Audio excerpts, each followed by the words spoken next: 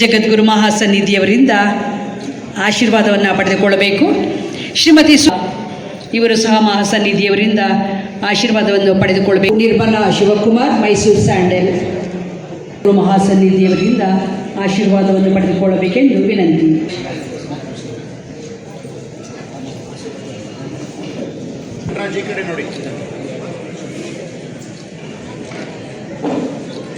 ಶಿವಾಚಾರ್ಯ ಸ್ವಾಮೀಜಿಯವರು ಮಹಾಸನ್ನಿಧಿಯವರಿಂದ ಆಶೀರ್ವಾದವನ್ನು ಪಡೆದುಕೊಳ್ಳಬೇಕೆ.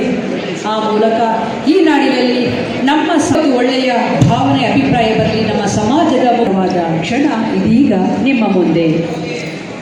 ರಕ್ಷೆಯನ್ನು ನೀಡಿ ನಿಮ್ಮ ಈ ಸೇವೆ ನಮ್ಮ ಇರಲಿ ಅಂತ ಹೇಳಿ ಜಗದ್ಗುರುಗಳು ಆಶೀರ್ವದಿಸುತ್ತಿದ್ದಾರೆ.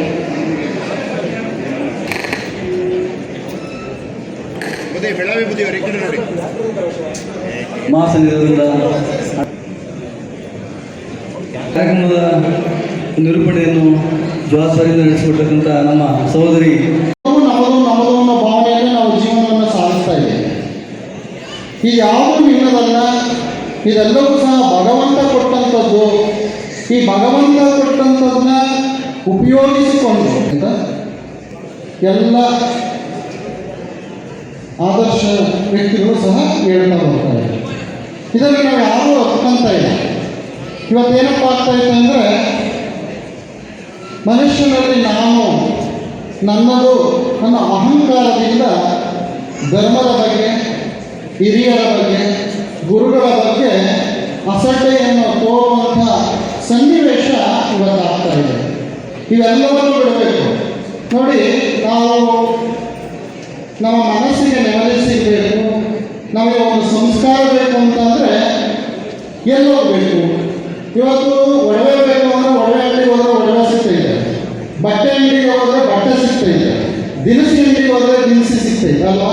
ಹಾಗೆ ನಮ್ಮ ಮನಸ್ಸಿಗೆ ಸಮಾಧಾನ ಆಗಬೇಕು, ನಮಗೆ ಧರ್ಮ ಸಂಸ್ಕಾರ ಬೇಕು ಅಂತಂದರೆ ಎಲ್ಲವೂ ಬರಬೇಕು. ಅಂದರೆ ಪ್ರಭಾವತಿ ಮಹಾಸನ್ನಿಧಿಯವರ ಆಷಾಢ ಮಾಸದ ಪೂಜಾ ಕಾರ್ಯಕ್ರಮಕ್ಕೆ ಬಂದಾಗ ಮಾತ್ರ ನಮ್ಮಲ್ಲಿ ಆ ಸಂಸ್ಕಾರ ಸಿಗಲಿಕ್ಕೆ ಸಾಧ್ಯ ಆಗ್ತದೆ.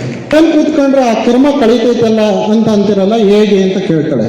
ಆಗ ಅವ್ರು ಹೇಳ್ತಾರೆ, ನೋಡಮ್ಮ, ಆ ಸಭೆಯಲ್ಲಿ 4 ಒಳ್ಳೆಯ ಮಾತುಗಳನ್ನು ನಿನ್ನ ಮನಸ್ಸಿನಲ್ಲಿ ಅಳವಡಿಸ್ಕೊಂಡಾಗ, ಮಾತುಗಳನ್ನು ಕೇಳಿದಾಗ ನಿನ್ನ ಮನಸ್ಸು ಕಳಿಬೇಕು ಅಂತಂದರೆ ನಾವು ಇಂಥ ಸಭೆ ಸಮಾರಂಭಗಳಲ್ಲಿ ಬರಬೇಕಾಗ್ತೈತೆ. 4 ವರ್ಷಗಳಿಂದ ಮಹಾಸನ್ನಿಧಿಯವರು ಬೆಂಗಳೂರು ಮಹಾನಗರಕ್ಕೆ ನಮ್ಮ ಶಿವಗಂಗಾ ಪೂಜಾರಿ ಹೇಳೋ ಹಾಗೆ ಇವತ್ತು ನೋಡಿ, ಅವರು 365 ದಿವಸವೂ ಸಹ ಒಂದು ದಿವಸ ಬಿಡುಗಲ್ಲ. ಆದರೂ ಸಹ ಅದರಲ್ಲಿ 5 ದಿನ ಬೆಂಗಳೂರು ಮಹಾಜನತೆಗೋಸ್ಕರ ಮಹಾಸನ್ನಿಧಿಯವರು 5 ದಿನಗಳ ಕಾಲ ನಿಮ್ಮಲ್ಲಿಗೆ ಬಂದು ನಿಮಗೆ ದರ್ಶನ ಆಶೀರ್ವಾದವನ್ನು ಕೊಟ್ಟು ಕೆಲವು ವಿಚಾರಧಾರೆಗಳನ್ನು ನಿಮ್ಮ ಮಸಲಿಗೆ ಕುಂತಾ ಇದ್ದಾರಲ್ಲ, ಇದು ನಿಜವಾಗಿಯೂ ಸಹ ನಿಮ್ಮ ಪೂರ್ವಜನ್ಮದ ಪುಣ್ಯ ಅಂತ ಬಹುಶಃ ತಪ್ಪಾಗಲಾರದು. ಅಂಥ ಪುಣ್ಯವನ್ನು ಪ್ರಾರಂಭ ಅಂದರೆ ಬೆಂಗಳೂರು ಮಹಾಜನ ಅಂತ ಹೇಳ್ಬೋದು. ಸನ್ನಿಧಿಯವರ ದರ್ಶನವನ್ನು ಮಾಡೋದಂದರೆ ಅವರ ಇಷ್ಟಲಿಂಗ ಪೂಜೆಯನ್ನು ಮಾಡುವುದನ್ನು ನೋಡಿ ಹಾಗೂ ಸಂಜೆ ಹೊತ್ತು ಅವರ ಆಶೀರ್ವಾದವನ್ನು ಕೇಳೋದಿದೆಯಲ್ಲ, ಇದು ನಮ್ಮ ಪುಣ್ಯ ಅಂತ ನಾವಾದರೂ ಭಾವಿಸ್ತಾ ಇದ್ದೀವಿ. ಪರಂಪರೆ ವೀರಶೈವ ಧರ್ಮದ ಪಂಚಪೀಠಗಳು ಆಧ್ಯಾತ್ಮ ಲೋಕಕ್ಕೆ ಜನಸಾಮಾನ್ಯರ ಬಾಳ ಬದುಕಿ ಏನೆಲ್ಲ ಅಮೂಲ್ಯವಾದಂಥ ಅಪಾರ ಕೊಡುಗೆಯನ್ನು ಕೊಟ್ಟಿವೆ ಅನ್ನುವಂಥ ವಿಚಾರಗಳನ್ನು ಹಲವಾರು ದೃಷ್ಟಾಂತಗಳ ಮೂಲಕ ತಮ್ಮೆಲ್ಲರಿಗೆ ಮನವರಿಕೆಯನ್ನು ಮಾಡಿದ್ದಾರೆ. ಅವರ ಉಪದೇಶಾಮೃತವನ್ನು ಯಾವ ಕಡೆಯಿಂದ ನೋಡಿದರೂ ಕೂಡ ಸವಿಯಾದ ಸಕ್ಕರೆಯಂತೆ, ಮುದ್ದಾದ ಬೆಲ್ಲಿನ ಅಚ್ಚಿನಂತೆ ಇತ್ತು ಅನ್ನುವಂಥದ್ದು ತಮ್ಮೆಲ್ಲರಿಗೆ ವೇದ್ಯವಾದಂಥ ಸಂಗತಿ ಅಂತ ನಾವು ಭಾವಿಸ್ತಾ ಇದ್ದೇವೆ. ಹುಟ್ಟಿ ಇವತ್ತು ಬೆಳೆದು ನಾಳೆ ಕಣ್ಮರೆಯಾಗುವಂಥ ಧರ್ಮ ಈ ಧರ್ಮ ಅಲ್ಲ. ವೀರಶೈವ ಧರ್ಮದ ಮೇಲೆ, ಈ ಸಂಸ್ಕೃತಿಯ ಮೇಲೆ ಹಾಗಾಗಿ ಅನೇಕ ಆಘಾತಗಳು ಈ ಧರ್ಮಕ್ಕೆ ಅಪ್ಪಳಿಸಿದರೂ ಕೂಡ ಈ ಧರ್ಮವನ್ನು ನಾಶ ಮಾಡಲಿಕ್ಕೆ, ಕಲುಷಿತಗೊಳಿಸಲಿಕ್ಕೆ ಯಾರಿಂದಲೂ ಕೂಡ ಸಾಧ್ಯ ಆಗಿಲ್ಲ, ಮುಂದೂ ಕೂಡ ಅದು ಆಗುವುದಿಲ್ಲ ಅನ್ನುವಂಥ ಒಂದು ಸ್ಪಷ್ಟ ನಿಲುವನ್ನು ಈ ಸಂದರ್ಭದಲ್ಲಿ ನಾವು ಹೇಳಬೇಕಾಗ್ತದೆ. ಕೆಲವರಿಗೆ ಒಂದು ಭ್ರಮೆ ಇದೆ, ಸುಳ್ಳನ್ನು 100 ಸಲ ಹೇಳಿದ ಅದು ಸತ್ಯವಾಗಿ ಪರಿಣಮಿಸುವಾಗ 100 ಸಲ ಯಾಕ 1000 ಸಲ ಹೇಳಿದರೂ ಕೂಡ ಸುಳ್ಳೇ, ಸತ್ಯ ಯಾವಾಗಲೂ ಸತ್ಯವೇ. ಬಹುಶಃ ಇದಕ್ಕೊಂದು ಮಾತನ್ನು ಹೇಳಬೇಕಾದ್ರೆ, ಒಬ್ಬ ತಾಯಿಗೆ ಒಬ್ಬ ಮಗ ಇದ್ದ, ಹುಟ್ಟಿ 16 ವರ್ಷವಾದರೂ ದೇವರ ಮನೆಗೆ ಆತ ಹೋರಾಟಲ್ಲ ಹೋದನ್ನಾಗಿ ಮಾಡಿದ್ದೇವೆ. ತಾಯಿಗೆ ಬಹಳ ಆಶ್ಚರ್ಯವಾಯಿತು.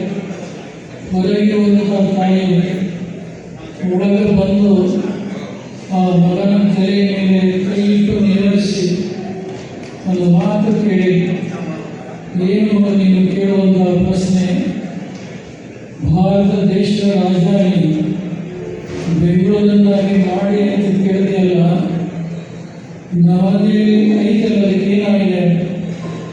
ಆವಾಗ ಮಗ ಅದಕ್ಕೆ ಉತ್ತರ ಹೇಳ್ತಾನೆ, ಐತಮ್ಮ ಇಲ್ಲ ಅಂತ ಅನ್ನೋದು ಐತಿ, ಆದರೆ ನಿನ್ನೆ ದಿನ ಪರೀಕ್ಷೆಯಲ್ಲಿ ಪೇಪರ್ ಬರೆಯುವಾಗ ನಾನು ಭಾರತ ದೇಶದ ರಾಜಧಾನಿ ಬೆಂಗಳೂರಂತ ಬರೆದೇನೆ, ಅದಕ್ಕೆ ಬದಲಾವಣೆ ಮಾಡುವಂತ ನಾನು ಕೇಳ್ತೇನೆ ಅಂತ ಬಂದಾಗ ಪರಶಿವನ ಆದೇಶಾನುಸಾರ ಈ ಭೂಮಂಡಲದಲ್ಲಿ ಶ್ರೀ ಜಗದ್ಗುರು ರೇಣುಕಾದಿ ಪಂಚ ಆಚಾರ್ಯರು ಅವತಾರವನ್ನು ತಾಳಿ ಎಲ್ಲ ಜಾತಿ ಜನಾಂಗದವರಿಗೆ ಒಳಿತನ್ನ ಶ್ರೇಯಸ್ಸನ್ನು ಉಂಟು ಮಾಡುವಂಥ ಏನು ವೀರಶೈವ ಮತ ಸಿದ್ಧಾಂತವನ್ನು ಸ್ಥಾಪನೆ ಮಾಡಿದ್ದನ್ನು ನಾವ್ಯಾರೂ ಕೂಡ ಮರೀಲಿಕ್ಕೆ ಸಾಧ್ಯವಾಗುವುದಿಲ್ಲ.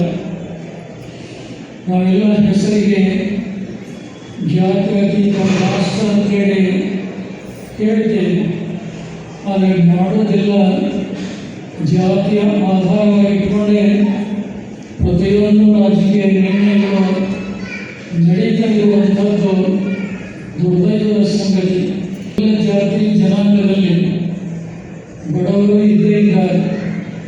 ಉಚ್ಚ ಕುಲದಲ್ಲಿ ಹುಟ್ಟಿದ ಮಾತ್ರಕ್ಕೆ ಆ ಕುಲದಲ್ಲಿ ಬಡವರು ಇಲ್ಲ ಅಂತಿಲ್ಲ, ಆದರೆ ಆರ್ಥಿಕವಾಗಿ ದುರ್ಬಲಗೊಂಡಂಥ ಯಾವುದೇ ಸಮುದಾಯದ ವ್ಯಕ್ತಿ ಇದ್ದರೂ ಕೂಡ ಅಂಥವರನ್ನು ಮೇಲಕ್ಕೆ ಎತ್ತುವಂಥ ಪ್ರೋತ್ಸಾಹಿಸುವಂಥ ಕೆಲಸ ರಾಜಕಾರಣಿಗಳು ಮಾಡಿದರೆ ಈ ದೇಶದಲ್ಲಿ ನಡೆಯುವಂಥ ಜಾತಿಯ ಸಂಘರ್ಷಗಳು, ಧರ್ಮದ ಕಿತ್ತಾಟಗಳು ನಡೀಲಿಕ್ಕೆ ಅವಕಾಶ ಖಂಡಿತವಾಗಿ ಆಗುವುದಿಲ್ಲ ಅನ್ನುವಂಥ ನಂಬಿಕೆ ನಮ್ಮದಾಗಿದೆ. ಬಹುಶಃ ನಾವು ನೋಡುವಂಥ ದೃಷ್ಟಿಕೋನ ಬದಲಾಗಬೇಕಾಗಿ ಶಿವಗಂಗಾ ಶ್ರೀಗಳವರು ಹೇಳಿ, ಹುಡುಕುತ್ತಾ ಹೊರಟಂಥ ಧರ್ಮರಾಯನಿಗೆ ಕೆಟ್ಟವರು ಅನ್ನುವಂಥವರು ಯಾರೂ ಅದನ್ನ ಕಣ್ಣಿಗೆ ಕಾಣಲಿಲ್ಲ. ಹುಡುಕುತ್ತಾ ಹೊರಟಂಥ ದುರ್ಯೋಧನಿಗೆ ಒಳ್ಳೆಯವರು ಎಲ್ಲಿ ಕಾಣಲಿಲ್ಲ, ಎಲ್ಲರೂ ಅದನ್ನ ದೃಷ್ಟಿಗೆ ಕೆಟ್ಟವರೇ ಕಂಡು. ಆದರೆ ನಾವು ನೋಡುವಂಥ ನೋಟದಲ್ಲಿ ಇವತ್ತು ನಾವು ಪರಿವರ್ತನೆ ಆದರೆ ನಿಜವಾಗಲೂ ಈ ಧರ್ಮಕ್ಕೆ ಬಹಳಷ್ಟು ಉಜ್ವಲವಾದಂಥ ಭವಿಷ್ಯ ಇದೆ. ಜಗದ್ಗುರು ರೇಣುಕಾದಿ ಪಂಚ ಆಚಾರ್ಯರು ಜಾತಿಯನ್ನು ನೋಡಿ ತಮ್ಮ ಬೋಧನೆಯನ್ನು, ಆಶೀರ್ವಾದವನ್ನು ಅವರು ಮಾಡಲಿಲ್ಲ. ಅವರಲ್ಲಿರುವಂಥ ಗುರುಭಕ್ತಿ, ಧರ್ಮನಿಷ್ಠೆಯನ್ನು ಕಂಡು ಎಲ್ಲರಿಗೂ ಒಳ್ಳೆಯದಾದಂಥ ಉಪದೇಶಾಮೃತವನ್ನು ಕೊಟ್ಟಿದ್ದನ್ನು ನಾವೆಲ್ಲ ನೋಡ್ತಾ ಇದ್ದೇವೆ. ಕಬ್ಬಿನಾದಂಥ ಅಗಸ್ತ್ಯ ಮಹರ್ಷಿಗಳಿಗೆ ಜಗದ್ಗುರು ರೇಣುಕಾಚಾರ್ಯರು ಮೊಟ್ಟ ಮೊದಲಿಗೆ ಶಿವಾದ್ವೈತ ಸಿದ್ಧಾಂತವನ್ನು ಬೋಧನೆಯನ್ನು ಮಾಡಿ ಅಸ್ಪೃಶ್ಯೋದ್ಧಾರವನ್ನು ಮಾಡಿದಂಥ ಮೊದಲ ಕೀರ್ತಿ